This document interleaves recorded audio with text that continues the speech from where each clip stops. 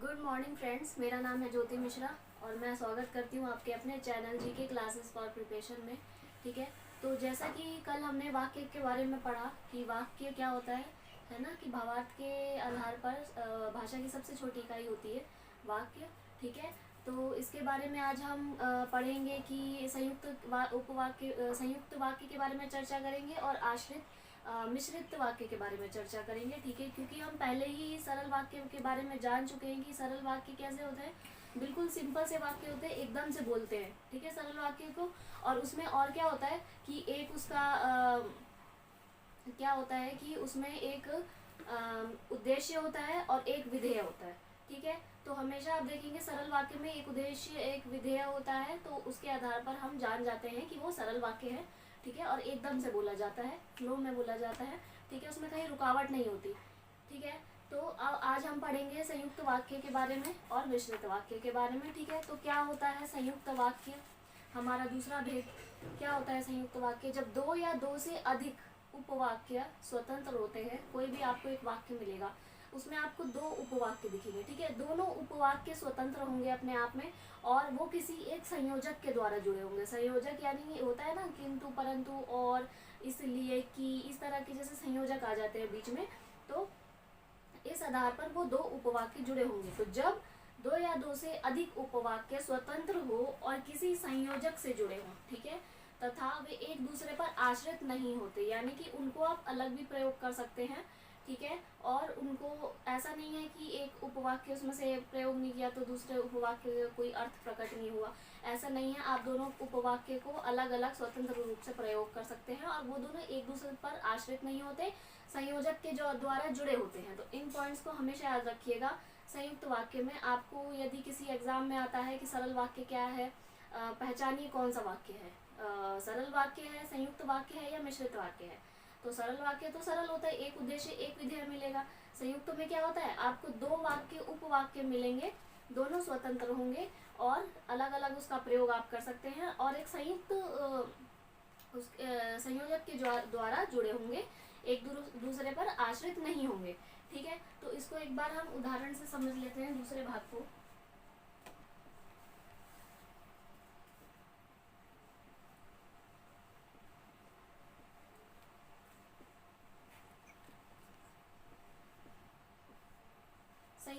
संयुक्त वाक्य में क्या होता है, मोहन खेलता है और रोहन पढ़ता है। जैसे कि एग्जाम्पल,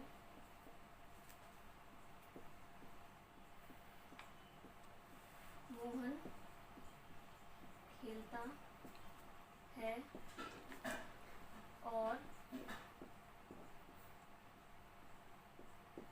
रोहन पढ़ता है। यहाँ पर उदाहरण देना इसलिए आवश्यक होता है ताकि आपको अच्छे से दिमाग में बैठ जाए, अच्छे से आपको समझ में आ जाए। आपके लिए बहुत इजी हो जाता है किसी चीज़ को समझना। उदाहरण देखने के बाद जब आप परिभाषा पर एक नज़र डालते हैं तो वो आपको बहुत इजीली समझ में आ जाता है कि क्या कहना चाह रहे हैं संयुक्त वाक्य में या मिश्रित वाक्य में, किसी भी चीज़ में। ठीक है, तो यहाँ पर जैसे मोहन खेलता है और रोहन पढ़ता है। ठीक है, तो देखिए मोहन खेलता है, रोहन पढ़ता है, आप इसको अलग अलग प्रयोग कर सकते हैं। ये दोनों उपवाक्य स्वतंत्र है। ठीक है, बीच में क्या है, संयोजक है और से ये दोनों वाक्य जुड़ा हुआ है, तो ये हमारा सीधा सीधा हो जाता है, इसे कहते हैं संयुक्त वाक्य। ठीक है, अब एक और उदाहरण ले लेते हैं। जैसे तुमने पढ़ाई तो की परंतु पास नहीं हुए। ठीक है, तुमने पढ़ाई तो की परंतु पास नहीं हुए। ठीक है, तो इसमें क्या है, तुमने पढ़ाई की, तो हटा सकते हैं, तुमने पढ़ाई की, ठीक है, पास नहीं हुए, परंतु पास नहीं हुए, तो पर तुमने पढ़ाई की एक स्वतंत्र उपवाक्य है, पास नहीं हुए एक स्वतंत्र है। आप इसको अलग अलग प्रयोग कर सकते हैं, लेकिन बीच में जो परंतु है ये संयोजन का काम कर रहा है, ये आपका संयोजक है, दोनों वाक्यों को जोड़ रहा है। तो ये हमारा हो गया संयुक्त वाक्य। ठीक है, इसी तरह से हम और उदाहरण ले लें। जैसे रमेश विद्यालय गया लेकिन वह पहुंचा नहीं। रमेश विद्यालय गया, वह पहुंचा नहीं। दोनों उपवाक्य स्वतंत्र हैं, दोनों को एक दूसरे की जरूरत नहीं है, आश्रित नहीं है एक दूसरे के, स्वतंत्र तौर पर आप उसको यूज कर सकते हैं, प्रयोग में ला सकते हैं।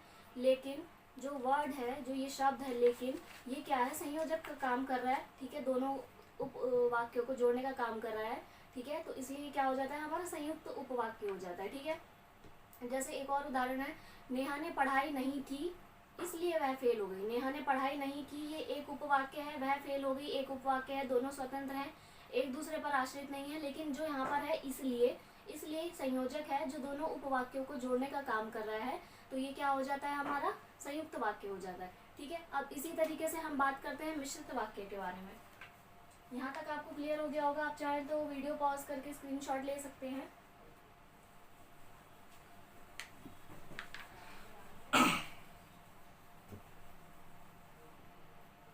ठीक है, तीसरा भाग था हमारा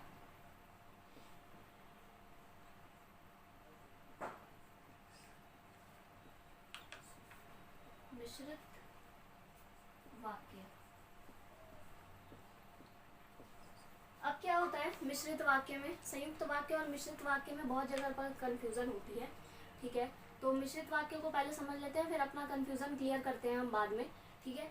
तो यहाँ पर मिश्रित वाक्य में क्या होता है, जब किसी वाक्य में एक प्रधान उपवाक्य होता है, ध्यान से सुनेंगे आप, एक प्रधान उपवाक्य होता है और एक या एक से अधिक आश्रित होता है उस पर। यानी कि जब एक वाक्य आता है तो आप उसमें देखेंगे एक तो प्रधान उपवाक्य होगा और एक आश्रित उपवाक्य होगा, ठीक है। आश्रित क्यों, क्योंकि वो प्रधान उपवाक्य के बिना प्रयोग में नहीं लाया जा सकता, ठीक है। आश्रित इसलिए होता है उपवाक्य, क्यों कहते हैं आश्रित उपवाक्य, क्योंकि वह प्रधान उपवाक्य के बिना प्रयोग में नहीं लाया जाता, ठीक है। उसको प्रधान उपवाक्य की आवश्यकता होती है पूरे वाक्य का अर्थ समझने के लिए, ठीक है। आश्रित उपवाक्य को प्रधान उपवाक्य की आवश्यकता होती है, दोनों स्वतंत्र नहीं होते, एक दूसरे पर आश्रित होते हैं, इसलिए वो मिश्रित वाक्य होते हैं, ठीक है। एक बार समझ लेते हैं, जैसे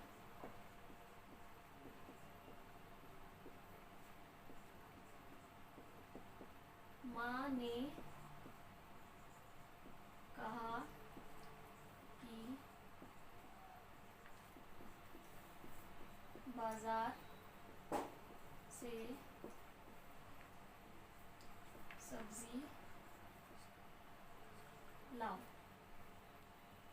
ठीक है। माँ ने कहा कि बाजार से सब्जी लाओ, माँ ने कहा कि, ये हमारा क्या हो गया इतना, ये हमारा प्रधान है,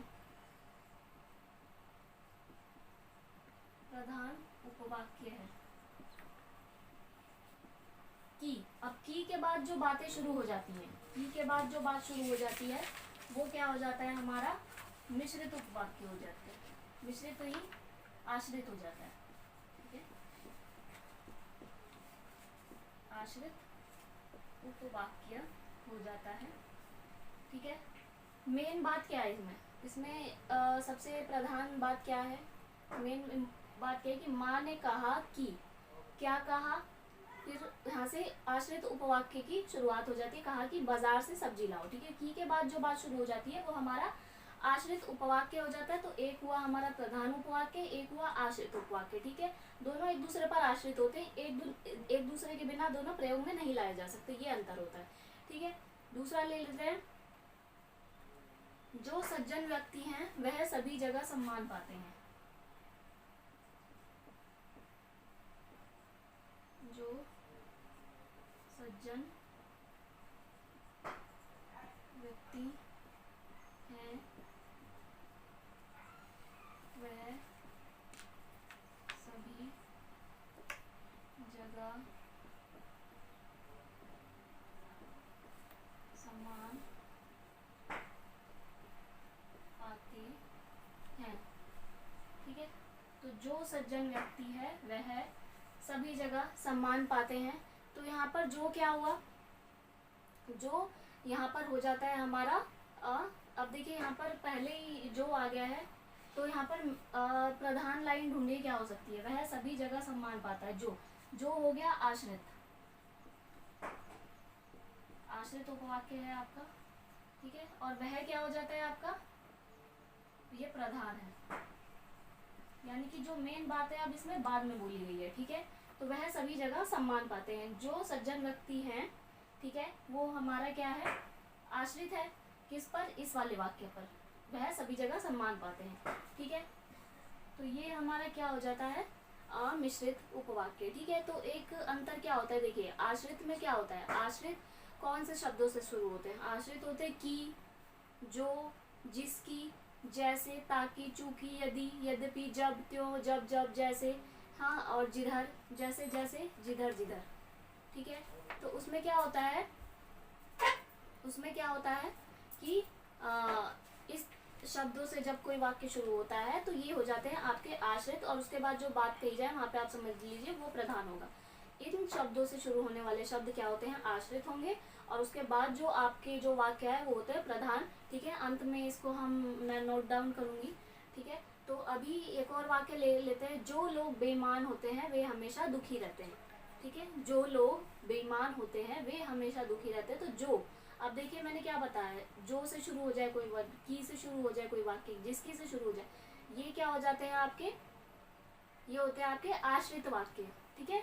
इन शब्दों से जो शुरू हो जाते हैं वो होते हैं आश्रित। उसके बाद जो होते हैं वे हमेशा दुखी रहते हैं, जो मेन बात बाद में कही गई है वो प्रधान होते हैं। देखिए कभी कभी ऐसा होता है मिश्रित वाक्य में, यह जरूरी नहीं होता कि प्रधान वाक्य हमेशा शुरुआत में ही आए, प्रधान वाक्य बाद में भी आ जाता है, ठीक है। जैसे कि इस उदाहरण से हम देख सकते हैं, यहाँ पर आश्रित उपवाक्य पहले आया और प्रधान बाद में आया है। पहले वाले में प्रधान पहले आया है और आश्रित बाद में आया है। तो मिश्रित में कोई ज़रूरी नहीं है कि आपको सबसे पहले प्रधान ही दे दें, प्रधान बाद में भी आ सकता है आपका, ठीक है, और आश्रित पहले भी आ सकता है और बाद में भी आ सकता है, ठीक है। तो अंतर कैसे समझेंगे, मैंने बता दिया कि जो अभी मैंने शब्द बताया उसको हम अंत में नोट डाउन करेंगे। उन्हीं शब्दों से जब शुरुआत होती है तो वो आपके क्या होते हैं, आश्रित उपवाक्य होते हैं, ठीक है। अब जैसे अगर जीवन में परिश्रम करोगे तो सफल होगे, देखिए अब शुरुआत हो गई अगर से, अगर क्या हो गया आपका, आश्रित उपवाक्य हो गया, तो सफल होगे, और वो तो सफल होगे क्या हो गया, प्रधान उपवाक्य हो गया, ठीक है। एक और उदाहरण देखते हैं,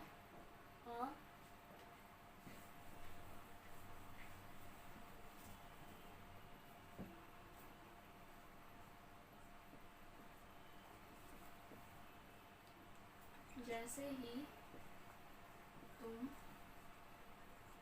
घर से बाहर गए वैसे ही चोरी हो गई। अब देखिए यहाँ पर आ गया जैसे ही और यहाँ आ गया वैसे ही। तो जैसे से शुरुआत होने वाले क्या हो जाते हैं, मिश्रित, मिश्रित नहीं आश्रित। जैसे ही शुरुआत हुई जैसे शब्द से, वो हो गए आपके आश्रित, ठीक है। आश्रित उपवाक्य हो गया और ये हो गया हमारा प्रधान, ठीक है। तो ये अंतर है। मिश्रित में क्या होता है, अब देखिए अंतर क्या होता है दोनों में, ठीक है। अब जैसे कि हमारा संयुक्त था, संयुक्त में क्या होता है, दोनों उपवाक्य स्वतंत्र हैं, अलग अलग आप प्रयोग कर सकते हैं, बस क्या होता है कि वो एक संयोजक के द्वारा जुड़े जाते हैं आपस में, ठीक है, एक दूसरे पर आश्रित नहीं होते। ये होता है संयुक्त वाक्य की पहचान, संयुक्त वाक्य की पहचान। मिश्रित वाक्य की क्या पहचान होती है कि जो दो उपवाक्य है, एक उसमें से प्रधान होता है और एक मिश्रित होता है, एक होता है आश्रित, सॉरी, उसमें से एक होता है प्रधान, एक होता है आश्रित, ठीक है, दोनों एक दूसरे पर आश्रित होते हैं। अब देखिए अंतर समझ लीजिए, संयुक्त में क्या होता है, आश्रित नहीं होते, स्वतंत्र होते हैं, और मिश्रित में क्या होता है, दोनों एक दूसरे पर आश्रित होते हैं, बिना एक दूसरे के प्रयोग के अर्थ प्रकट नहीं होगा या वाक्य पूर्ण नहीं होगा, ठीक है। तो ये अंतर होता है, हमेशा इसको ध्यान में रख के वाक्य देखिएगा, आपको बड़े आसानी से अंतर समझ पाएंगे आप, ठीक है, कहीं पर भी आप देखेंगे, ठीक है। अब क्या है, अब जैसे कि अब देख लेते हैं उपवाक्य के भेद। जो उपवाक्य होते हैं हमने पढ़ा ना, प्रधान उपवाक्य होता है, आश्रित उपवाक्य होता है, ठीक है। तो इनमें अंतर करते हैं हम।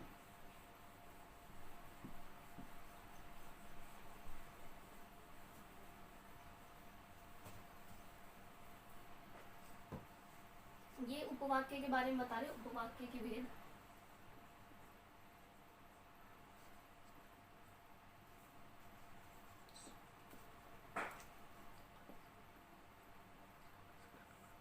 इसमें क्या होता है उपवाक्य के भेद में, एक हमारा आ जाता है, एक चार्ट से समझ लेते हैं, ठीक है।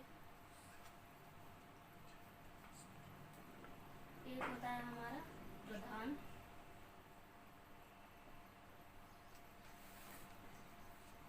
उपवाक्य, एक होता है हमारा आश्रित,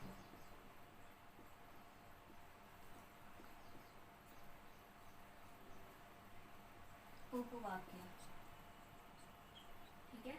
एक होता है हमारा प्रधान। उपवाक्य के भेद पूछे तो दो ही होते हैं, एक प्रधान उपवाक्य होता है, एक आश्रित होता है, ठीक है। तो ये है उपवाक्य के आपके भेद, ठीक है। अब प्रधान में क्या होता है, जो उपवाक्य वाक्य से पृथक लिखा जाता है, जो उपवाक्य वाक्य में पृथक लिखा जाता है वह किसी पर आश्रित नहीं होता, वो प्रधान होता है। वो वाक्य में एक पृथक अलग लिखा जाता है, यानी कि माँ ने कहा कि, पिता ने कहा कि, ये अलग लिखे जाते हैं और ये किसी पर आश्रित नहीं होते हैं, ठीक है। जैसे कहा कि पिताजी ने कहा कि बाजार जाओ, है ना, पिताजी ने कहा कि, माता ने कहा कि, उन्होंने कहा कि, तो ये सब क्या होते हैं प्रधान उपवाक्य होते हैं, ये अलग लिखे जाते हैं और ये किसी पर आश्रित नहीं होते, ठीक है। हमारे आश्रित उपवाक्य में क्या आता है, जो वाक्य प्रधान उपवाक्य पर आश्रित होते हैं, आश्रित नाम ही है तो आश्रित से समझ जाइए, यानी कि वो प्रधान उपवाक्य पर आश्रित है। इसके बिना पूरे अर्थ का बोध, मतलब जब तक इसको प्रधान उपवाक्य के साथ आप प्रयोग नहीं करेंगे ये पूरे अर्थ का बोध नहीं देगा। तो अगर इसके अर्थ का बोध करना है तो आपको प्रधान उपवाक्य के साथ इसको जोड़ना पड़ेगा। जैसे मैंने आपको बताया, यदि खाना नहीं खाओगे तो बीमार हो जाओगे। यदि आपका आ गया, ठीक है, तो यदि क्या हो गया, मैंने आपको जैसे कि बताया कि, जो, जिसकी, ताकि, चूंकि, यदि, यद्यपि, जब, ज्यों, जब, जैसे, जैसे, जिधर, इस तरह के जब शुरुआत में ही शब्द आ जाए वो समझ जाइए कि उसके बाद वाला क्या हो जाता है, आश्रित हो जाता है आपका, ठीक है। तो यदि खाना नहीं खाओगे तो बीमार हो जाओगे, ठीक है। तो इसमें यदि खाना नहीं खाओगे क्या हो गया, आपका आश्रित हो गया, तो बीमार हो जाओगे, मेन बात बाद में बोली गई, तो वो क्या हो गया, आपका प्रधान उपवाक्य हो गया, ठीक है। अब जैसे कोई खाना खाए या ना खाए, मैं तो खाऊंगा, ठीक है, तो कोई खाना ना, कोई से शुरू हो गया, आपका आश्रित हो गया, मैं तो खाऊंगा, तो ये क्या हो गया, प्रधान हो गया, ठीक है। अब जैसे कि जैसे कि माता ने कहा कि, एग्जाम्पल लिख देते हैं पर, माता ने कहा कि, या गांधी जी ने कहा कि,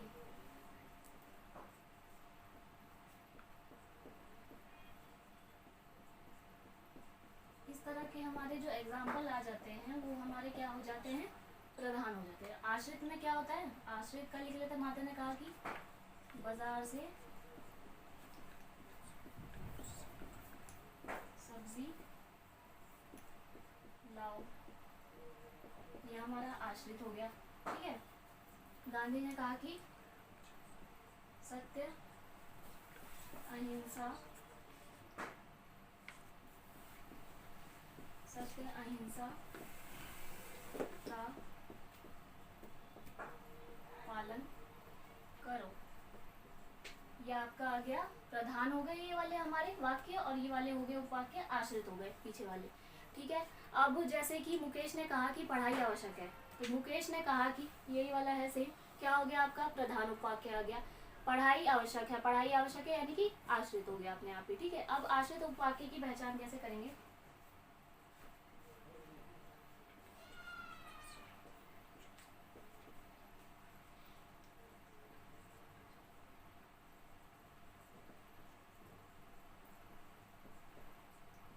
आश्रित उपवाक्य की कैसे पहचान की जाएगी, आपके शब्द आ जाएंगे कि, जो, जिसकी, की, जो,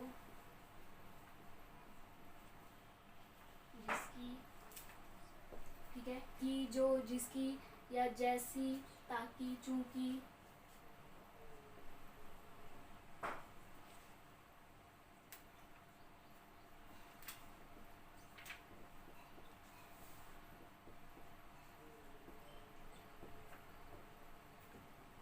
ताकि, चूंकि, आगे यदि, यद्यपि, जब, ज्यों,